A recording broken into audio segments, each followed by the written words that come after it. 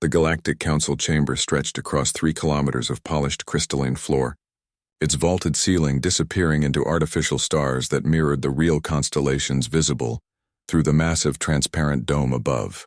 Representatives from 47 civilizations sat in their designated sections, each area carefully designed to accommodate the diverse atmospheric and gravitational needs of the galaxies. Post-advanced species Admiral Zektar of the Hegemony Military Command stood at the central podium, his forearms gesturing with practiced authority as he addressed the assembly. His chitinous exoskeleton gleamed under the chamber's soft lighting, and his compound eyes swept across the gathered delegates with cold calculation. Esteemed members of the council, his voice resonated through translation, devices that converted his clicking mandibles into comprehensible speech for each species present. We gather today to address what our intelligence networks have identified as a potential threat to galactic stability. A holographic display materialized above the podium, showing a small blue planet orbiting an unremarkable yellow star in the outer spiral arm of the galaxy. The planet rotated slowly, revealing continents covered in green and brown patches, with white swirls of atmospheric disturbance dancing across its surface. This world, designated as Sol 3 by our survey teams, has recently achieved what their inhabitants call nuclear capability, Zektar continued. Our long-range observation posts have detected multiple detonations of atomic weapons, along with primitive space exploration attempts. Ambassador Theus of the Serpentine Collective raised one of her 6 tentacles, her scaled head swaying slightly as she spoke through her species' natural telepathic broadcast system. Admiral, with respect, this hardly seems worthy of the Council's attention. Pre-warp civilizations develop nuclear technology regularly. Most destroy themselves within a few centuries, and those that survive typically take millennia to achieve interstellar capability. A chorus of agreement rippled through various sections of the chamber. The Crystalline Confederation's representative, a being of living mineral that communicated through harmonic resonance, chimed in with a sound like wind through crystal caves. Indeed, our databases contain records of over 3,000 similar civilizations.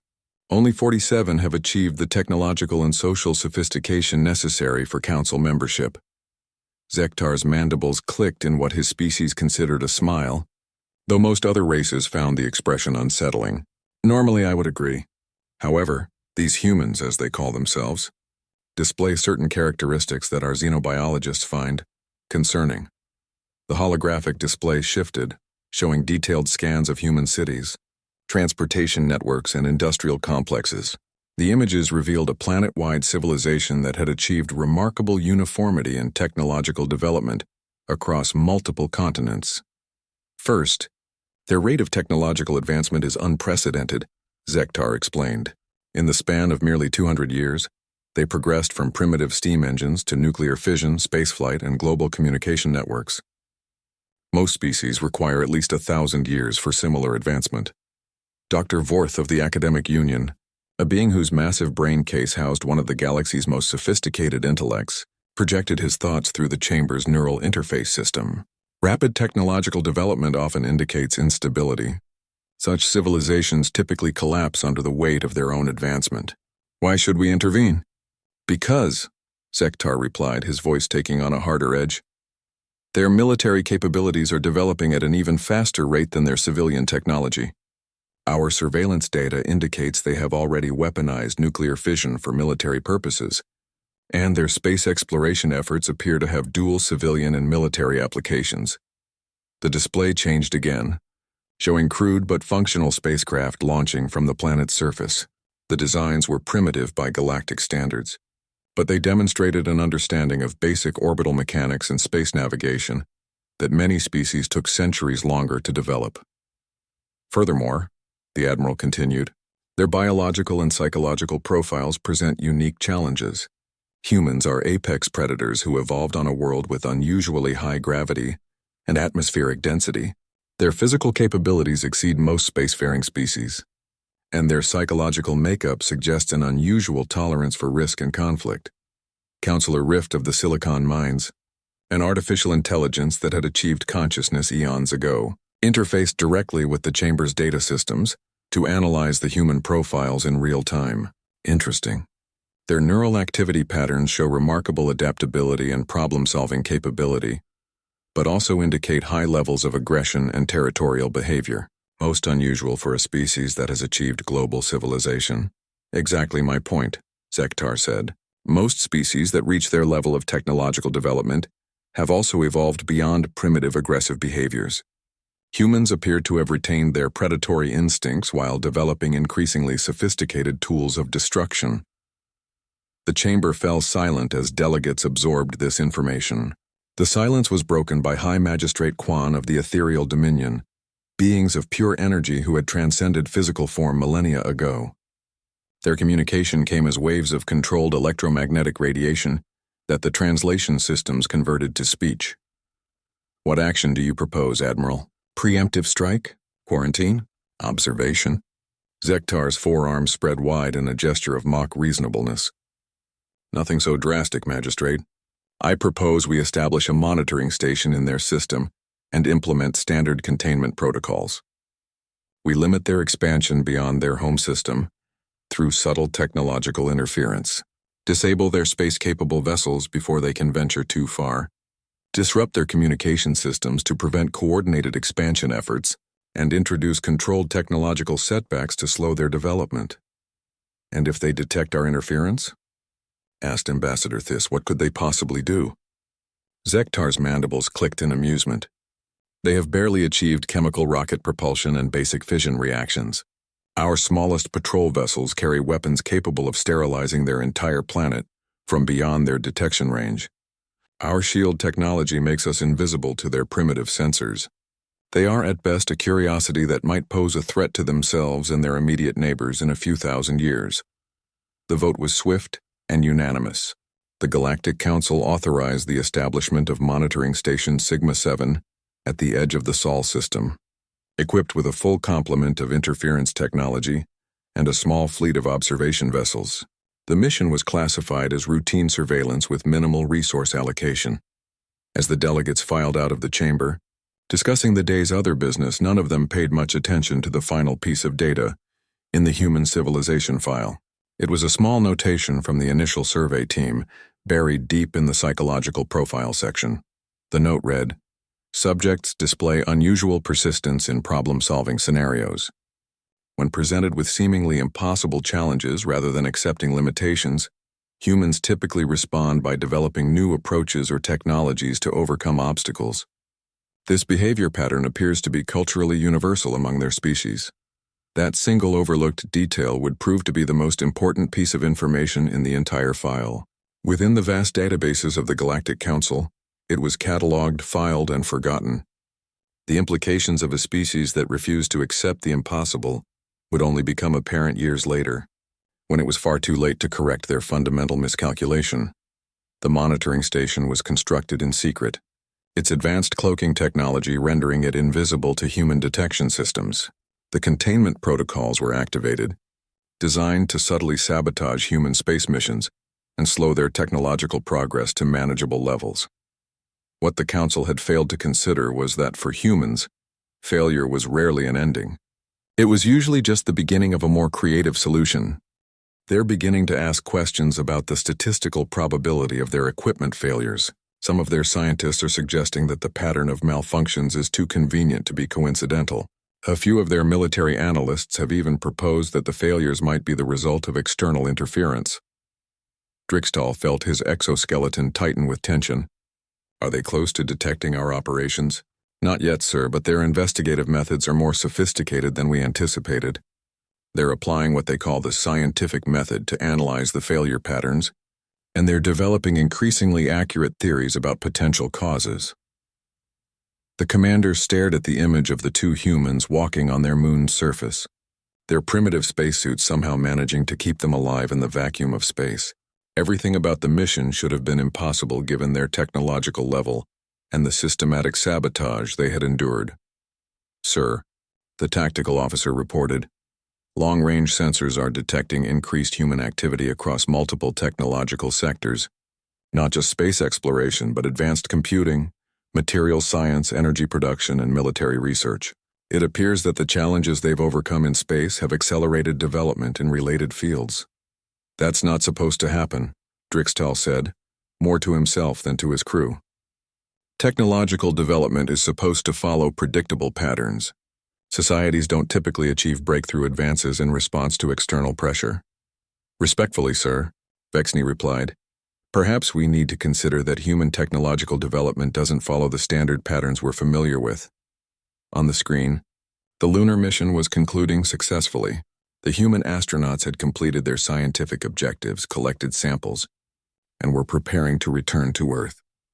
Despite every attempt to prevent it, they had achieved their goal using methods that were simultaneously more primitive and more innovative than anything in the Galactic Council's databases. Commander Drixtel made a decision that would prove to be the first of many. Mistakes in the containment operation. Double our interference efforts. If subtle sabotage isn't sufficient, we'll implement more aggressive disruption protocols. These humans need to understand that some boundaries shouldn't be crossed. What he failed to recognize was that for humanity, boundaries had always been suggestions rather than absolute limits. The more aggressively the Galactic Council tried to contain them, the more creative and determined their responses would become. Dr. Sarah Chen stared at the data streams flowing across her multiple computer monitors in the deep underground facility beneath NORAD. As the head of the newly created Anomalous Phenomena Investigation Division, she had access to information that would have been classified beyond most people's clearance levels. What she was seeing defied every conventional explanation. Run the analysis again, she instructed her team of scientists and engineers. I want to make absolutely certain we're not missing anything. Lieutenant Colonel Marcus Rodriguez, her military liaison, leaned over her shoulder to examine the latest reports. Doc, we've run this analysis 17 times. The pattern is undeniable. Our space missions aren't failing due to random equipment malfunctions or design flaws. Something is actively interfering with our technology. The wall-mounted displays showed a comprehensive timeline of space mission failures over the past 5 years. What had initially appeared to be unfortunate accidents or engineering problems revealed a disturbing pattern when subjected to rigorous statistical analysis. The probability of these failures occurring naturally is approximately 1 in 47 billion, Dr. Chen said, highlighting specific data points. Equipment doesn't fail this consistently unless it's being deliberately sabotaged. And the sabotage is coming from sources that our current technology can't detect or identify. So what are we looking at here?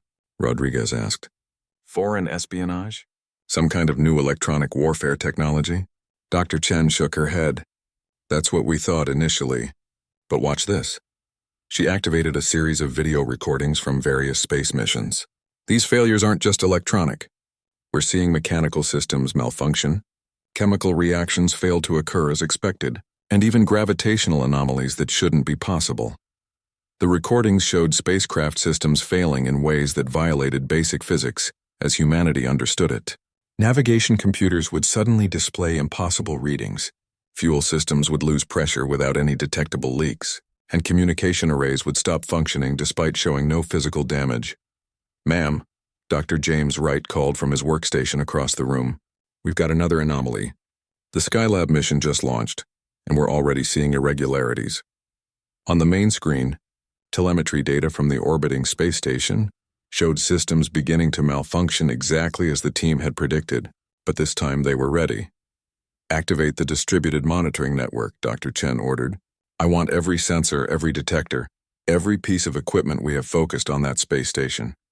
If something is interfering with our technology, we're going to find out what it is. The underground facility transformed into a hub of intense activity. Arrays of equipment that had been designed for detecting nuclear explosions, monitoring atmospheric conditions, and tracking orbital debris were all redirected toward the single goal of identifying the source of the interference. We're getting readings, Dr. Wright reported excitedly. Gravitational anomalies approximately 2,000 kilometers from Skylab's position. Something large is out there, and it's not showing up on conventional radar or visual observation. How large? Rodriguez demanded. Approximately. Wait, this can't be right. Dr. Wright rechecked his calculations rapidly. The gravitational signature suggests an object roughly the size of a small city. But there's nothing there according to every other type of scan we're running. Dr. Chen felt her pulse accelerate. Could it be some kind of cloaking technology? That would explain the invisibility, but not the gravitational signature, Wright replied. Whatever is out there has significant mass, but it's not reflecting or emitting any electromagnetic radiation that we can detect. Unless, Dr. Chen said slowly, we're dealing with technology so far beyond our current capabilities that we can only detect its secondary effects. The room fell silent as the implications of her statement settled in. For months, the scientific community had been developing increasingly exotic theories to explain the pattern of space mission failures. Now they were faced with evidence that suggested the most unthinkable possibility. "Doc," Rodriguez said quietly, "are you suggesting we're dealing with extraterrestrial technology?" Before Dr. Chen could respond, alarms began sounding throughout the facility. The Skylab space station, which had been functioning normally just minutes before, was suddenly experiencing complete system failures across all its major operational systems. "It's happening again," Wright reported. "But this time we're tracking the interference in real time. The gravitational anomaly is moving toward Skylab, and every system is failing as it gets closer." Dr. Chen made a decision that would change humanity's approach to space exploration forever. "Activate the emergency broadcast system. I want every radio telescope, every observatory, every scientific institution on the planet to focus on these coordinates. If we're being visited, then it's time the entire human race knew about it." Over the next 3 hours, observatories around the world began detecting the same gravitational anomalies that Wright had identified. The pattern was unmistakable. Invisible objects of enormous size were present throughout the solar system, and they were actively interfering with human space activities. At monitoring station Sigma 7, Commander Drixtal watched in growing alarm as human detection networks began focusing on his position. "How is this possible?" he demanded. "Our cloaking technology is supposed to be undetectable to any pre-warp civilization." "Sir," Lieutenant Vexney reported, "the humans appear to have developed detection methods that don't rely on electromagnetic radiation. They're using gravitational sensors, magnetic field detectors, and something they call neutrino astronomy to identify our presence." Neutrino astronomy? Drixtal had never heard the term before. "They're detecting subatomic particles that our shield generators can't completely block. It's an incredibly sophisticated detection method that most species don't develop until well after achieving interstellar travel." On the tactical display, Drixtal could see the results of humanity's coordinated detection effort. Red indicators showed that monitoring stations throughout the solar system had been identified and were being actively tracked by human sensor networks. "Sir," the communications officer interrupted, "we're receiving a transmission from Earth. It's being broadcast on multiple frequencies and appears to be directed at us." "Put it on the main screen." The display showed a woman in what appeared to be a military uniform standing in some kind of command center. Behind her, dozens of technicians worked at computer terminals, and wall displays showed detailed maps of the solar system with the Galactic Council's monitoring stations clearly marked. "To the unknown entities currently observing our solar system," the woman said, her voice calm but carrying unmistakable authority. "This is Dr. Sarah Chen of the United Earth Defense Initiative. We know you're there. We know you've been interfering with our space exploration efforts, and we know you possess technology far in advance of our current capabilities." Drixtal felt something like panic begin to set in. This wasn't supposed to happen. Pre-warp civilizations weren't supposed to be able to detect monitoring stations, let alone address them directly. "We don't know who you are or what your intentions might be," Dr. Chen continued, "but we want you to understand something about humanity. We don't respond well to being told what we can't do. Every obstacle you've placed in our path has only made us more determined to overcome it. Every failure you've caused has taught us something new about space travel and technology." The transmission paused, and Dr. Chen looked directly into the camera with an expression of absolute determination. "We're not asking for your permission to explore space. We're informing you that we intend to do so regardless of your interference. You can either contact us openly and explain your concerns, or you can continue your sabotage efforts and discover just how creative humans can be when someone tries to limit our potential." The transmission ended, leaving the monitoring station's crew in stunned silence. Commander Drixtal realized that the containment operation had not only failed, but had produced exactly the opposite result from what was intended. Instead of slowing human technological development, the interference had accelerated it beyond all predictions. "Sir," Vexini said quietly, What are your orders? Drixtel stared at the blue planet rotating peacefully in the distance, knowing that its appearance of tranquility was completely deceptive.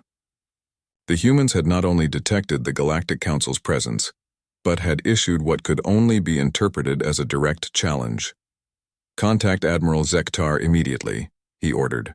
Inform him that the containment protocols have failed and that we may need to consider more direct intervention.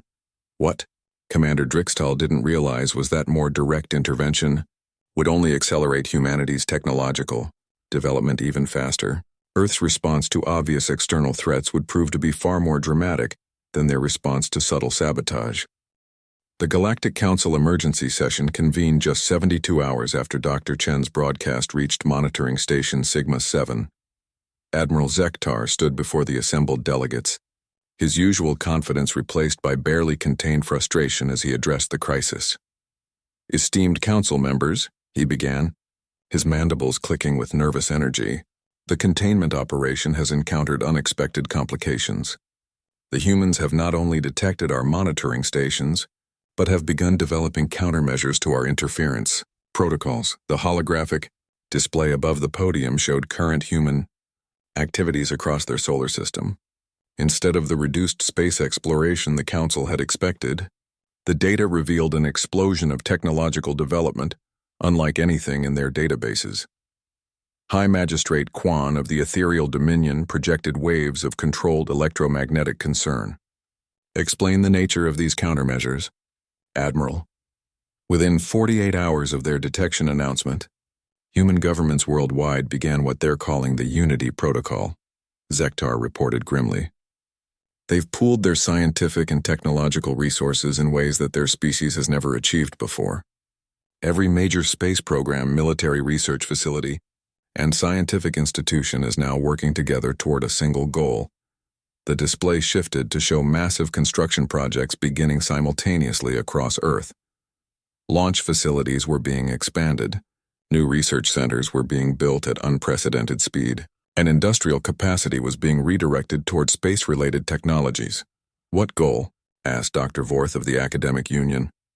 They intend to achieve what they call technological parity within 10 standard years, Zektar replied.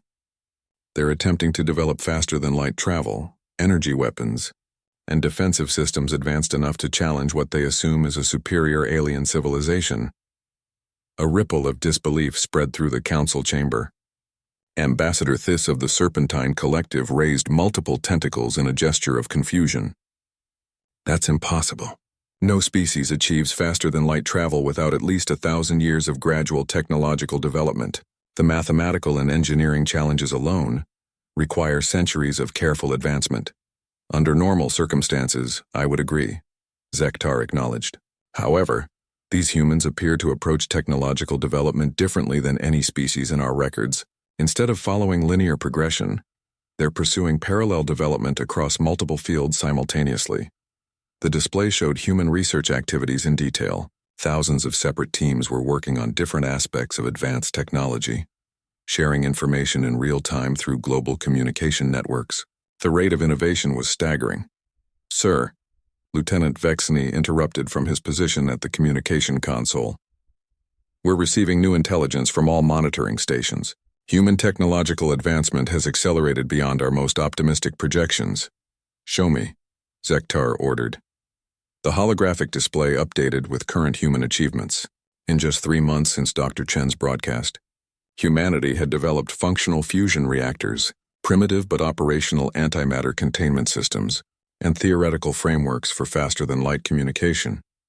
This is unprecedented, Dr. Vorth admitted, his massive intellect struggling to process the implications.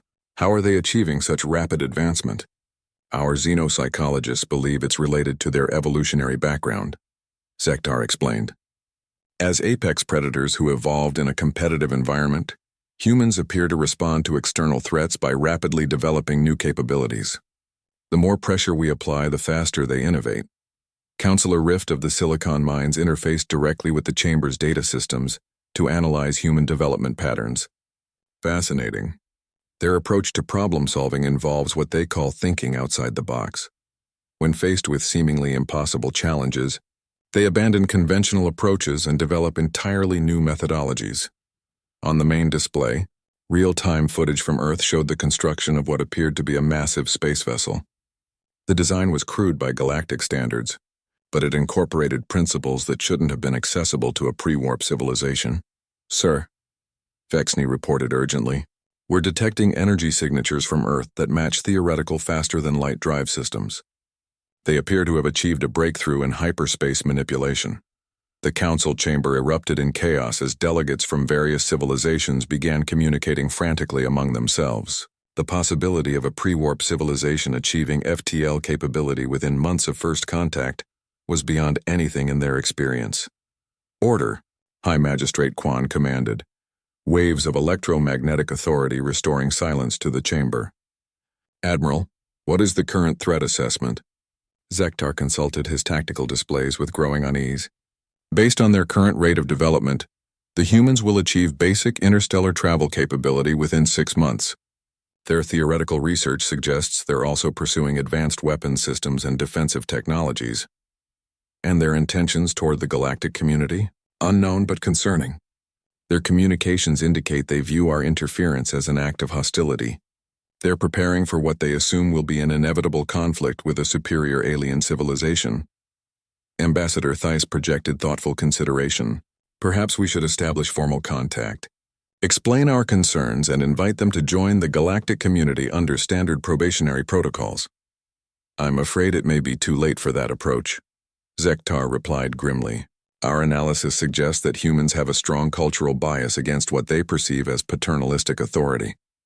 They're more likely to view formal contact as an attempt to control their development rather than assistance." The display showed intercepted human communications discussing potential responses to alien contact.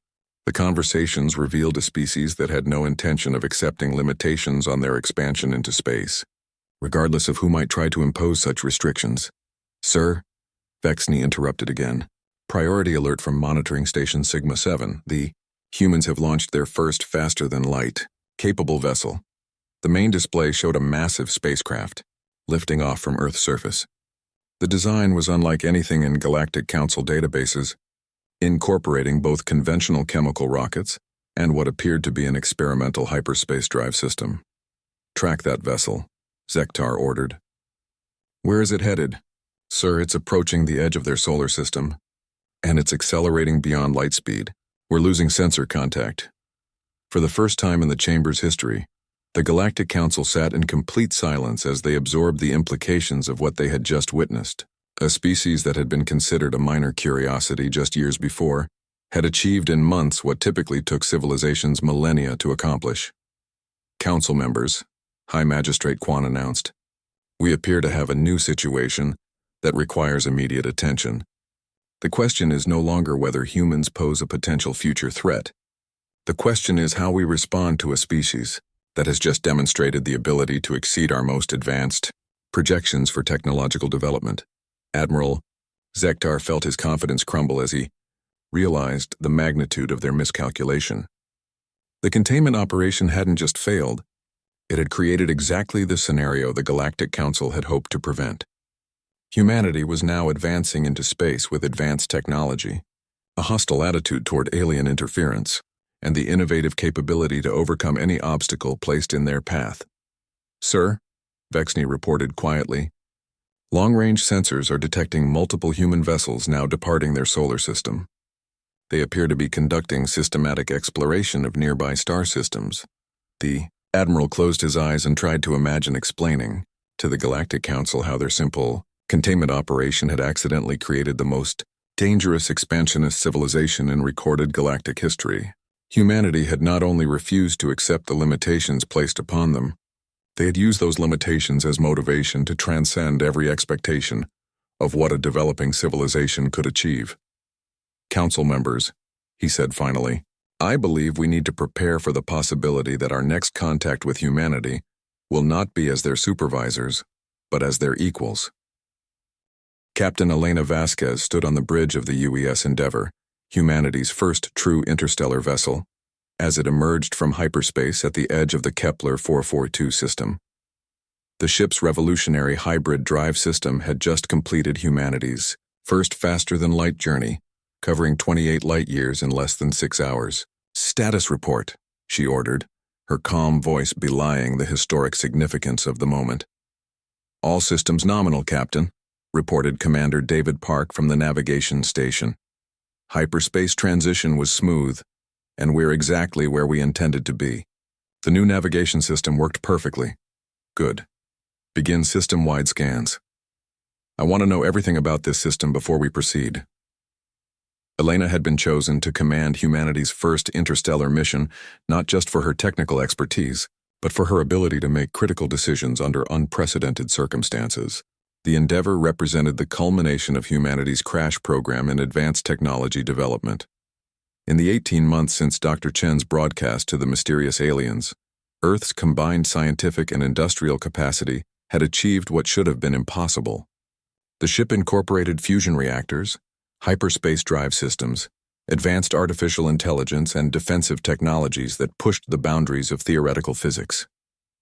"Captain," called Lieutenant Sarah Kim from the sensor station, "we're detecting artificial structures throughout this system, multiple space stations, mining operations, and what appear to be defensive installations."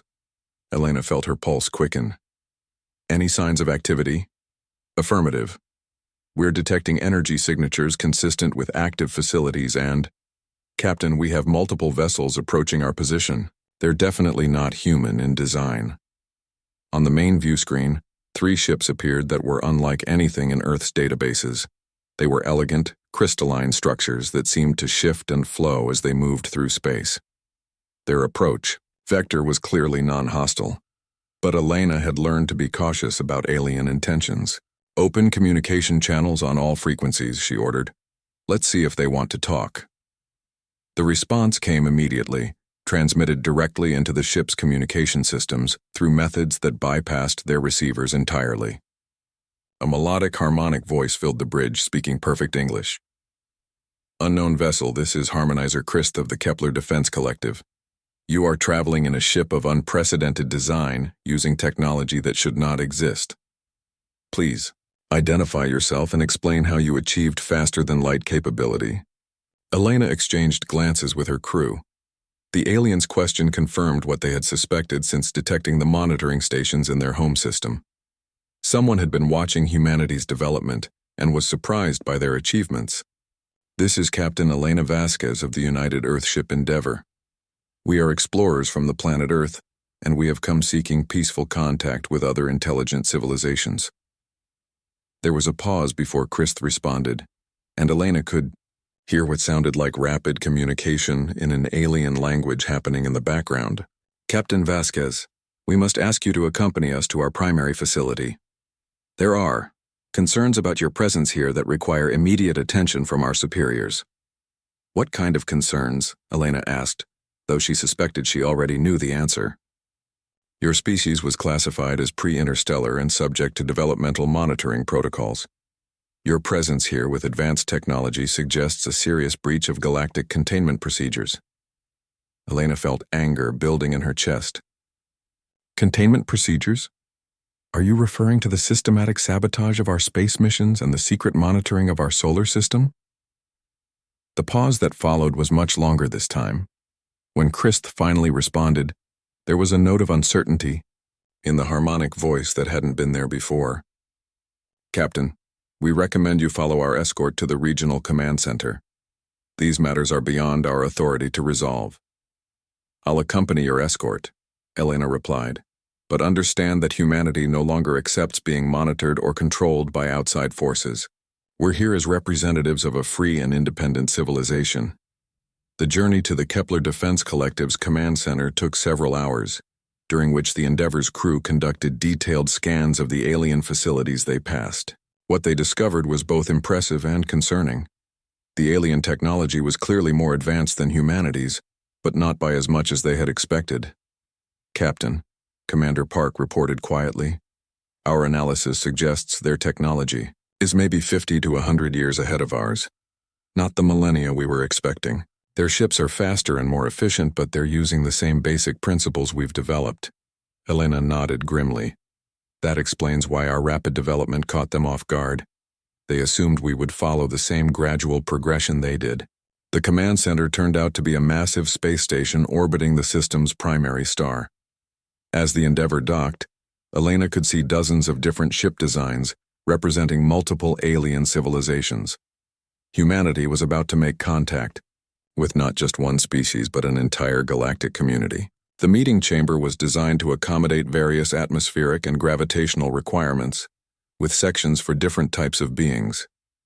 Elena and her small diplomatic team found themselves facing a collection of aliens that ranged from crystalline entities to tentacled beings to what appeared to be artificial intelligences housed in mechanical bodies. Captain Vasquez announced a figure that she recognized from intelligence briefings as likely being from the same species that had been monitoring Earth. I am Admiral Zektar of the Galactic Council Defense Forces. Your presence here represents a significant violation of established protocols. Elena stepped forward, her expression calm but determined. Admiral, with respect, we weren't aware that exploring space required anyone's permission. Earth was never informed of any protocols or restrictions on our development. That is because your species was classified as pre-interstellar, Zektar replied. Civilizations at your technological level typically require centuries of supervised development before they're ready for contact with the galactic community. Supervised development? Elena's voice carried the edge of controlled anger that her crew recognized as dangerous. You mean the systematic sabotage of our space missions and the secret monitoring of our home system? The chamber fell silent as the various alien representatives absorbed the implications of her statement. Elena could see uncertainty in their postures and expressions as if they were confronting a situation they hadn't expected. Those were standard containment protocols, Admiral Zektar said defensively. They were designed to prevent premature expansion that could destabilize developing civilizations. They were acts of war, Elena replied flatly. Repeated attacks on our space missions, interference with our technology, and violation of our sovereignty. If any nation on Earth had done what you've done, we would have considered it a declaration of hostility. Captain, interjected a being that appeared to be made of living crystal, surely you understand that advanced civilizations have a responsibility to guide developing species. Your rapid technological advancement is unprecedented and potentially dangerous. Elena looked around the chamber at the assembled aliens, realizing that they genuinely didn't understand what they had done wrong. Let me explain something about humanity that your databases apparently missed. We don't respond well to being told what we can't do. Every obstacle you placed in our path didn't slow us down. It motivated us to find better solutions. She activated a holographic display that showed humanity's technological development over the past 2 years. The rate of advancement was staggering even by human standards. You assumed we would follow the same developmental path as other species. But humans have never been good at accepting limitations imposed by others. When you sabotaged our chemical rockets, we developed fusion drives. When you disrupted our electronics, we created quantum computers. When you tried to contain us in our solar system, we achieved faster-than-light travel. Admiral Zektar studied the data with growing unease. This level of advancement should have taken centuries. Under normal circumstances, yes, Elena agreed. But you didn't give us normal circumstances. You gave us challenges that required immediate solutions, and humans excel at finding creative solutions to immediate problems. The chamber erupted in heated discussion as the various alien representatives began to grasp the magnitude of their miscalculation. Elena waited for the noise to die down before continuing. Now we're here, she said simply. We've achieved interstellar travel, we've developed advanced technology, and we've proven that humanity can overcome any obstacle placed in our path. The question is, what happens next? The aliens looked at each other with expressions that Elena was learning to recognize as uncertainty and concern.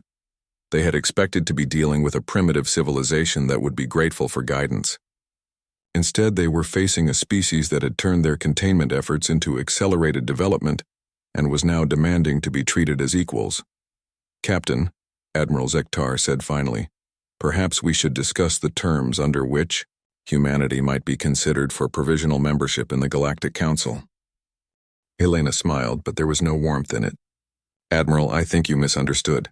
We're not here to apply for membership in your organization. We're here to inform you that humanity is expanding into space, and we're willing to coexist peacefully with other civilizations.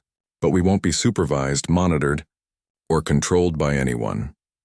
The silence that followed was profound as the galactic community confronted the reality that their greatest mistake hadn't just been underestimating humanity's potential. Their greatest mistake had been assuming that humans would accept being limited by anyone else's expectations. 5 years after first contact at Kepler 442, the Galactic Council chambers had been redesigned to accommodate a new reality. The elegant crystalline architecture now included a section specifically designed for human representatives, though the humans had insisted on contributing their own technological improvements to the station systems. High Magistrate Quan observed the current session with what could only be described as bemusement. The electromagnetic beings of the ethereal dominion had evolved beyond physical concerns eons ago, but even they found the current situation fascinating from a purely academic perspective. Ambassador Dr. Sarah Chen, the same woman who had issued humanity's first challenge to the galactic community years earlier, stood at the central podium addressing the assembled representatives. Her presence there as an equal member of the council still amazed many of the older civilizations. Esteemed colleagues, she began, using the formal address that had become standard since humanity's integration into galactic society. I'm pleased to report that the Terran Engineering Corps has successfully completed the hyperspace relay network connecting the Outer Rim territories to the galactic core. The holographic display above the podium showed a three-dimensional map of the galaxy with new, faster-than-light communication routes highlighted in blue. What had previously been a journey of months between distant civilizations was now a matter of hours. The project was completed ahead of schedule and under budget, Dr. Chen continued, thanks to the innovative techniques developed by our joint human crystalline engineering teams. Ambassador Theiss of the Serpentine Collective raised several tentacles in a gesture of appreciation. Dr. Chen, the collective would like to formally commend humanity's contribution to this project. The new communication network has revolutionized our ability to coordinate relief efforts for developing civilizations. Admiral Zektar, who had been promoted to his current position as head of galactic defense, partly due to his experience with humanity's unexpected capabilities, stood to address the council. If I may add to Ambassador Chen's report, the human approach to infrastructure development has proven remarkably efficient. Their parallel processing methods and willingness to accept calculated risks have reduced construction times across the board. Dr. Chen smiled at the compliment, though she remembered a time when Admiral Zektar had viewed human risk-taking as dangerous unpredictability rather than valuable innovation. Actually, Admiral, that brings me to our next agenda item, she said. The Human Exploration Initiative has identified several star systems that show signs of developing civilizations. We'd like to propose a new approach to first contact protocols. The chamber fell silent. First contact procedures had been a subject of intense debate since humanity's integration into the Galactic Council. The traditional methods of secret monitoring and gradual introduction had been completely discredited by humanity's rapid development, but no one had been able to develop effective alternatives. We propose open, honest contact from the moment a civilization achieves radio communication, Dr. Chen explained. Rather than hiding our existence and secretly monitoring their development, we suggest introducing ourselves as friendly neighbors and offering assistance if requested. Dr. Vorth of the Academic Union projected his thoughts through the neural interface system. Dr. Chen, doesn't this approach risk cultural contamination and premature technological advancement? With respect, Dr. Vorth, the old approach of secret monitoring and technological sabotage created far more problems than it solved, Dr. Chen replied. Our analysis of humanity's own development suggests that civilizations respond much better to honest challenges than to secret interference. She activated a new display, showing comparative development data from multiple species. We've been studying the developmental patterns of every civilization in our databases, and we've found some interesting correlations.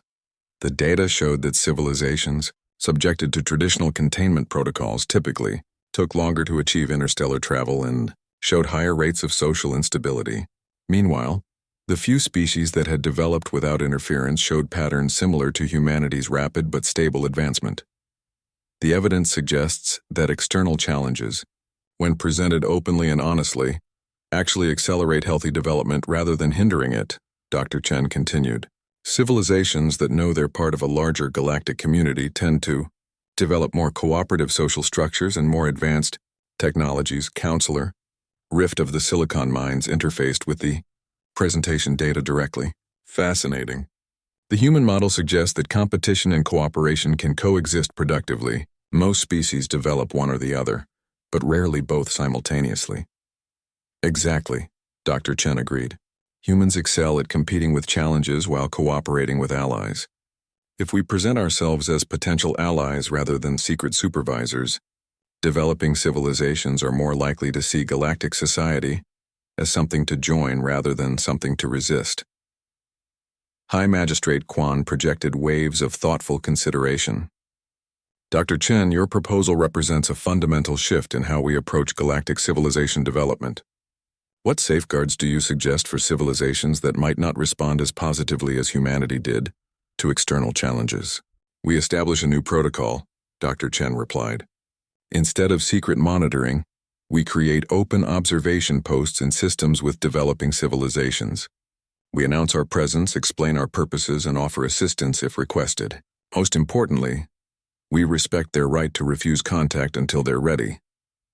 Admiral Zektar studied the proposed protocols with professional interest, and if a civilization proves hostile or expansionist, then we deal with that situation honestly and directly, Dr. Chen said firmly.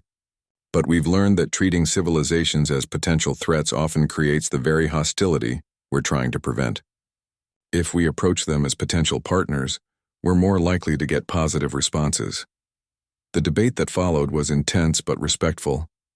The galactic community had learned to value human perspectives on problem solving, even when those perspectives challenged established wisdom. After several hours of discussion, the vote was closer than many had expected, but the new first contact protocols were approved by a significant majority. As the session concluded and representatives began filing out of the chamber, Admiral Zektar approached Dr. Chen with an expression that might have been amusement on his species' faces. Dr. Chen, I have to admit that 5 years ago, I never expected to be taking advice from a species we classified as pre-interstellar. She laughed, remembering their first confrontational meeting. Admiral, 5 years ago I never expected to be giving advice to a galactic council. But that's the interesting thing about challenges. They tend to bring out capabilities that nobody expected. Indeed, Zektar agreed. I've been reviewing the archives of our initial assessment of humanity. Our xenobiologists noted that humans display unusual persistence in problem-solving scenarios, but they classified it as a minor curiosity rather than a significant factor in development potential. Persistence, Dr. Chen mused. I suppose that's one way to describe it. We prefer to think of it as not knowing when to quit. Perhaps that's what the galaxy needed, Admiral Zektar replied. A species that doesn't know when to quit challenging the way things have always been done. As they walked toward the station's observation deck, Dr. Chen looked out at the stars and thought about humanity's journey from a monitored, primitive civilization to a leading voice in galactic affairs. The view reminded her of something she had learned during those first challenging years when humanity was fighting for recognition. Admiral, she said, I think our greatest contribution to galactic civilization isn't our technology or our innovation. It's the idea that limitations are usually just challenges waiting for creative solutions, and that underestimating any species' potential is the greatest mistake you can make. Zektar added with what Dr. Chen had learned to recognize as his species' equivalent of a smile. Outside the observation windows, human vessels worked alongside ships from dozens of other civilizations, building new infrastructure, exploring unknown regions, and establishing contact with newly discovered species. The galaxy had become a far more dynamic and rapidly advancing place, since humanity had refused to accept the limitations others had tried to impose upon them. The Galactic Council's greatest mistake in underestimating humanity had ultimately become their greatest opportunity for growth. They had learned that diversity of thought and approach was more valuable than uniformity, that challenges could accelerate development rather than hinder it, and that the most dangerous assumption they could make was that any civilization's potential could be accurately predicted based on their current capabilities. As Dr. Chen often reminded new council members, humanity's story wasn't unique because they were special. It was unique because they had been given the opportunity to prove that any species, when faced with the right challenges and treated as equals, could exceed every expectation placed upon them. The galaxy was a much more interesting place when no one was willing to accept that something was impossible.